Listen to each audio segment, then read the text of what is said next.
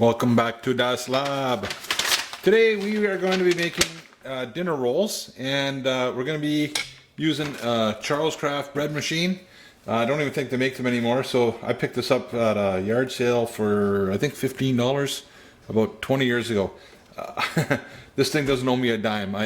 It's paid for itself, with the bread that we make. During these times, it's not that I don't want to go out to the store, but I just want to limit how often I go out. I don't know what's out there. This is a photocopy of my original recipe book that came with this. I used to store it, the book, in here, fold it up like that, and one day I had a recipe ready to go and I made bread, and my son came down and said, there's something on fire. I said, oh no, it's probably just some crumbs burning off there, and the whole manual caught on fire. So I had to photocopy what was left of it. That's for pizza dough. Anyways, the recipe we're working on today is right there, and I'll just walk through it. And there's a couple stages. We're not cooking them in here, but we're making the dough in this beast right here. So the first thing it says is we need 15 ounces of water. So that's pre-measured, room temperature water. Right in like that. The next thing is 4.5 cups of flour. And I always wondered, what's a good way of measuring out the flour? And I keep my flour, because I'm going through so much of it during these times, I keep it in a great big bin here. It's a food grade plastic bin, and then I can buy the big 10 kilogram, that's metric, that's a metric term, bins, and well, there's flour in there whenever I need it, right? So now the thing is, I asked, how do you know when it's level, when you got a level flour, when enough is enough in the cup? Because it does pack quite a bit. You can pack that in. And my wife showed me a tip to make it consistent. You scoop it up, you give it some taps, 1, 2, 3, 4, and scrape it off. And that basically packs it in so that you've got a consistent amount of flour. So that's 1, 1, 2, 3, 4. That's 2.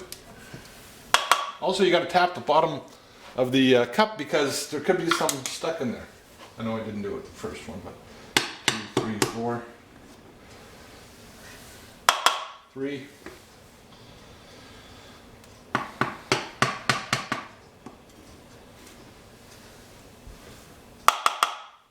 4 and a half.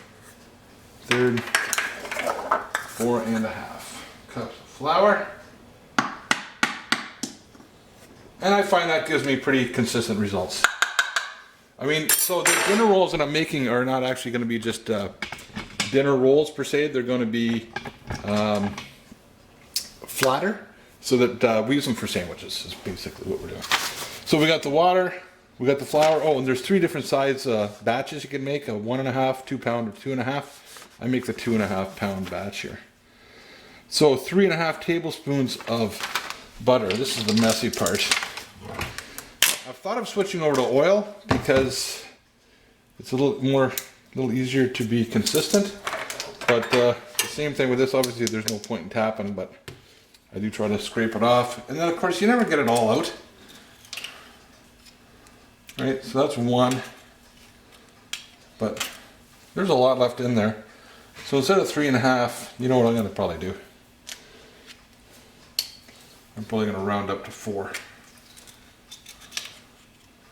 2. Now, if there's a better way of doing this, now see, I'm missing a bit there, and there's a hole in there too. That would be the same thing that would happen with the old the flour. There could be air pockets and stuff in there. So there's 3.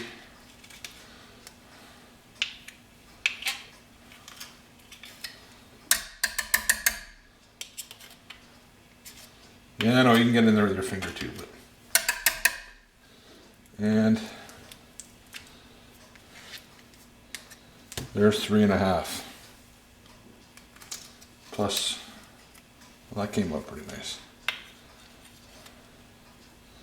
Plus, all right. This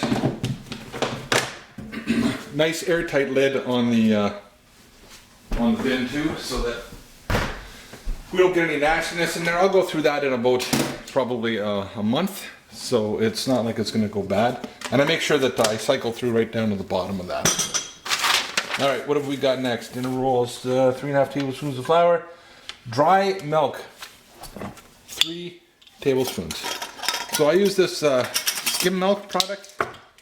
I don't know why it doesn't ask for real milk, but there is a conversion. If you don't have this, you can go online and say, you know, what are the conversions of milk powder? 1,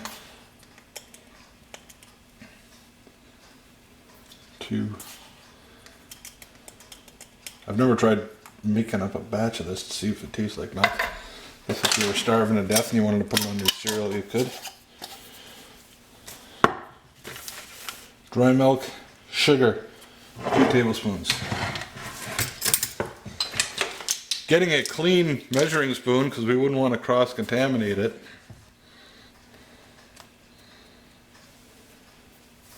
Apparently the sugar is what the yeast uses for fuel to blast off your bread, you know, and that's what it's going to use to make all your little gas bubbles.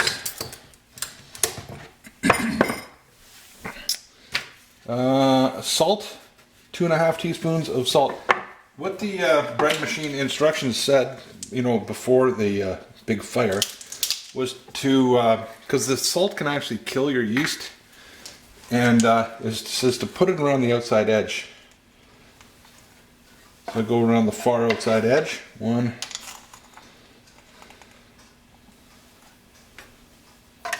2.5.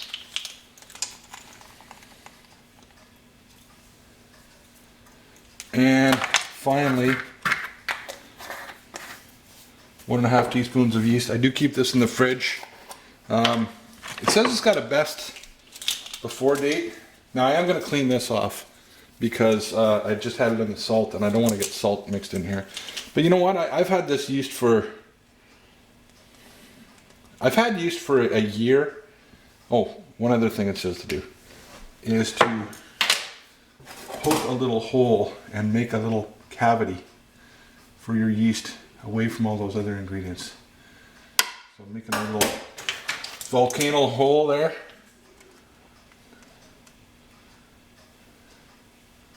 Little hole for the yeast to live until it gets mixed in and does its job.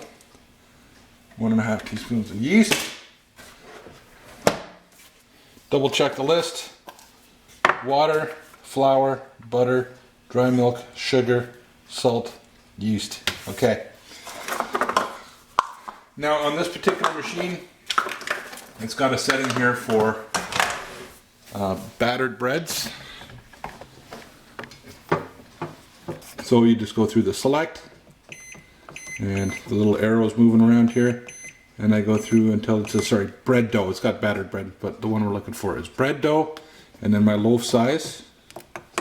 Actually, it doesn't matter because this isn't going to cook it. The loaf size has to do with some mixing and whatnot. Yeah, that's not an option for bread dough. So it's going to take 1 hour and 30 minutes to mix this up. Then we take it out and we'll see what the next steps are there. And we start that off, and that's going to start mixing it all up. And you might not think it's doing a lot, but you know what? This is going to be doing this on and off for the better part of 1 hour. And that's a lot of work, and Grandma would have to do to get that bread to beat up. So there's going to be a cycle warning in about 15 or 20 minutes, maybe half an hour. And it's going to say, hey, dummy, check it. If it looks too gooey, add flour. If it's too dry, add a bit of water. So we'll see what that looks like when the beeper goes off. See you in a bit. Alright, so we are about 20 minutes into it. I didn't hear the beeper go off, but I just thought I'd show you what it's looking like. This is the blind mole rat. It's trying to give birth, and it goes through its ride. No, it's right. So, an ugly looking thing. So is it good? Do I need water? Do I need flour? Well, I definitely don't need flour, and I'm feeling it. Nothing's coming off my hand. It feels a little bit moist. The way I look at it is, if I was rolling this and kneading it by hand, would I want it more moist than that? And definitely not. So that's plenty moist as it is. One of the interesting things is you probably just saw it change directions. This was not changing directions, and about every minute or two, this will click. A little relay will open and probably change the direction that the motor spins. It was stopping and then continuing to spin in the same direction. So I think there's a relay. The contacts are starting to go in here, so that's going to be a nice little project in the gas lab. I don't know whether to put it in under food or repairing equipment, because I gave it a hit and it must have released the contacts and it started spinning the other way. But this is just, of course, as I spoke, where you know, this has been great and doesn't owe me a dime. It must have heard that and says, okay, good, I can retire that. But I'm not ready to give up on this baby yet, because I don't even know how I'd replace it. Click. Yeah, so you can hear it clicking now. So the relay contacts must have been fused. But the good old tapology there sort of helped fix that. Okay, we'll be back in an hour and 4 minutes when it's done, and we'll cut it up and put it on the bread, on the cookie sheets. Okay, so the bread is done rising. We are going to get ready to cut it up and let it rise for 40 minutes. I'm going to spray down my pans. Just a light coating.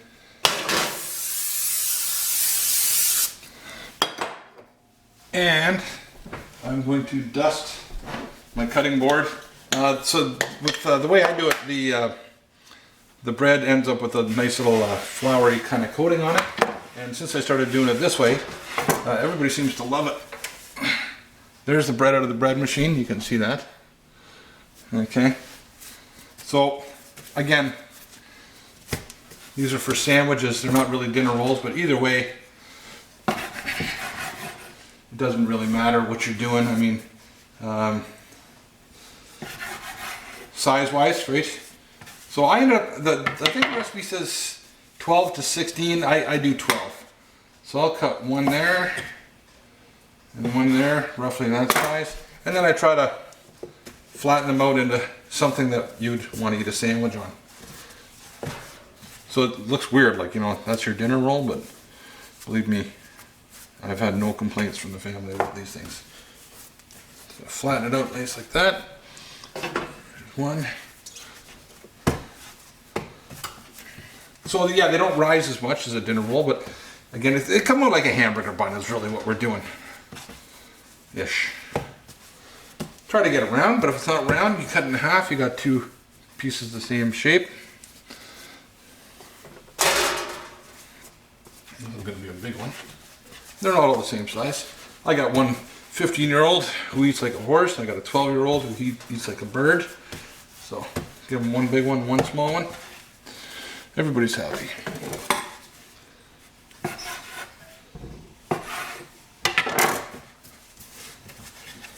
So the says to let them rise for 40 minutes, and I got a chicken in the oven, so I'm gonna have to do some moving things around. Now I don't know if you really need to let them rise, but I try to follow the recipe until I figure that it's not doing what I want it to do, and that it needs some sort of an adjustment. Okay, get the other half out, and half, and try to cut that into thirds, roughly. Actually, yeah. I think this is a bigger half. I don't think I did that right.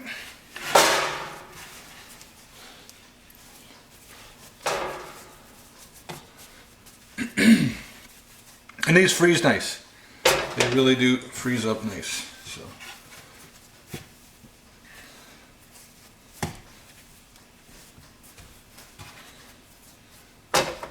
Some weird shaped ones here, but it's okay. It's a weird place.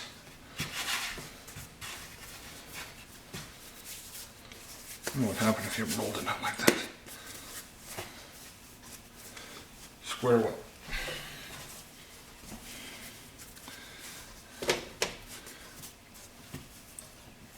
I wouldn't want to be doing this by hand. I mean, this is the easy part as far as bread goes, but I don't know if you've ever tried making bread by hand.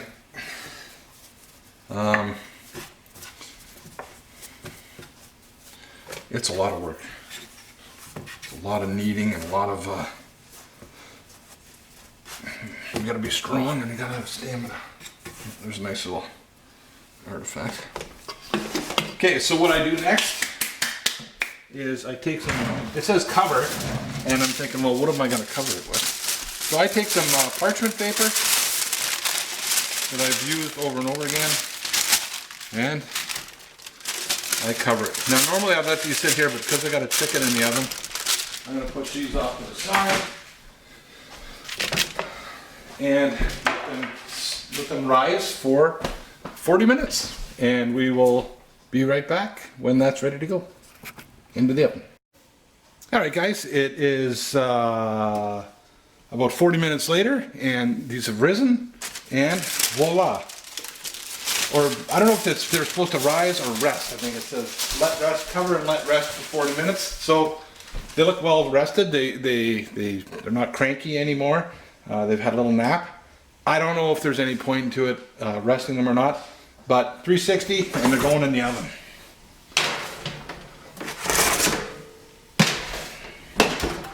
So it says to leave them in there for 12 to 16 minutes. So I'll put this to, and I know it usually takes a full 16, so I'm going to go kitchen timer 1500, enter, and we'll be right back. Alright, so the timer just went off at 15 minutes, and those aren't done yet. They're coming. They're getting a nice little crust on them, but I'm gonna give that another 5. All right, it's 5 minutes later. Let's take a lookie. Ooh, wow, that's fine. That's fine. Wow. I'm going for another. I'm done. They're good. That's it. We're done. They're done. Now I can put my chicken back in. That's dinner. Yeah. You want? Okay, I'm gonna take the foil off. Right. So now I just take those off and let them cool on something for a little while, and we're done with you. And then I'll bag them up in some old bags that are clean. Make sure there's no, sorry, watch out, no little moldies and oldies and goldies in there. And ooh, yeah, they're nice. You know, and if any come out a little small, well, those are your eaten ones. See, they did rise. They did rise. That's pretty thick, but I'd love having a hamburger on that. The kids, they like having their sandwiches on that. And that's it. That's making our homemade buns. So I got 12 buns, probably 4 days of 2 kids, 8. So, you know, I do this once a week. Works out pretty good. That's it. That's all I got for you right now. Hopefully you had some fun. Don't forget to subscribe if you want to see all kinds of different videos. It's not all just about food, as you probably know. And take care. Don't get any on you.